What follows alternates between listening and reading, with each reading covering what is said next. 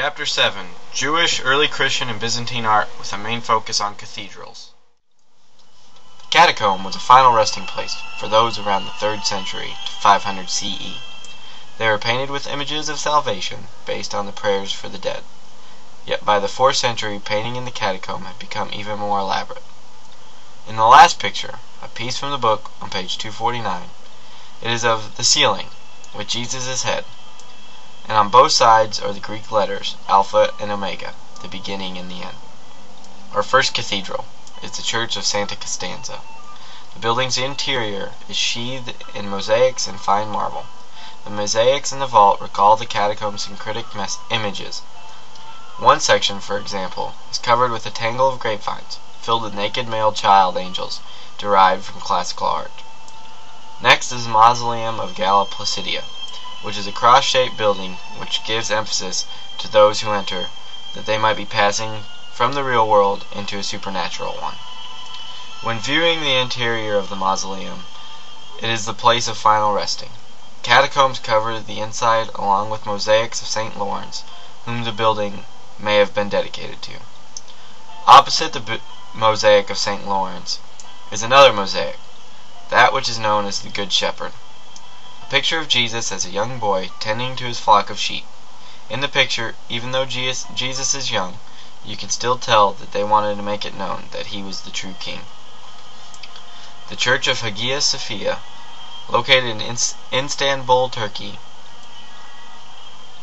The building had to be rebuilt in 532 because rioters burned the church, but after they were defeated, Justinian, the new ruler, rebuilt the church to signify an embodiment of imperial power and Christian glory.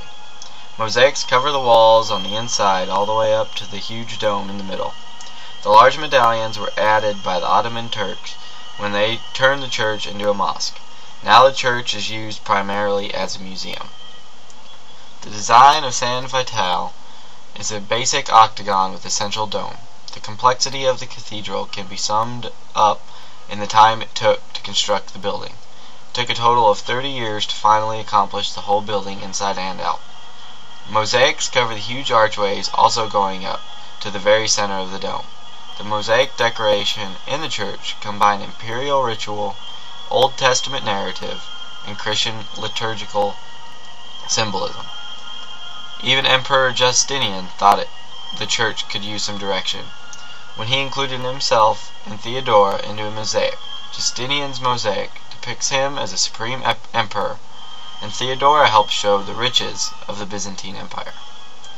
One of Venice's great Byzantine monuments is the Cathedral of St. Mark, which is modeled after the Church of the Holy Apostles in Constantinople.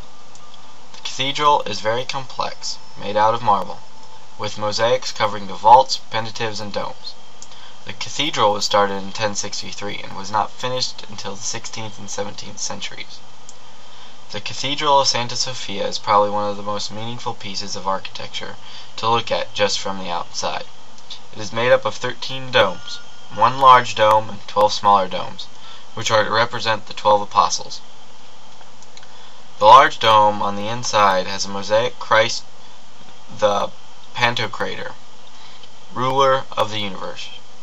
The Palatine Chapel, built of Western-style architecture, incorporates Norman, Islamic, and Byzantine cultures. The dome reflects the architecture of the Byzantine Empire. The ceiling is more of an Islamic style of architecture, and the lower walls and floor of inlaid marble are types of Norman architecture. Mosaics cover every inch of the chapel, from the floor to the ceiling. Even in every corner of an archway has a mosaic painted onto it. The Cathedral of St. Basil the Blessed, located in Moscow, has been changed since its original creation in the 16th century. Originally painted white, the bright colors added to the domes today have been added over the generations. The church was also renamed to what it is today, yet before it was dedicated to the intercession of the Virgin Mary. The renaming of this is supposed to signify the veneration of Mary in the Eastern Church. And last but not least, the Sistine Chapel, the official residence of the Roman Catholic Pope in Vatican City. Its fame rests on its architecture, which evokes the temple of the Old Testament, its decoration, and throughout by the great Renaissance artists, including Michelangelo, whose ceiling is legendary. Michelangelo's ceiling was at first supposed to be painted of only 12 people, the apostles. After he turned down the offer to paint the ceiling, they then allowed him to paint as much as he wanted, as long as it was still biblical.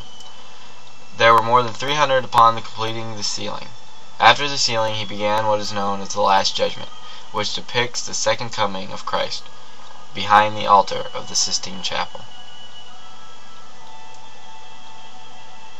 Cathedrals are one of the world's most amazing pieces of art. They take decades to finish, just one. Yet, from both a spiritual and artistic side to them, they can always be appreciated.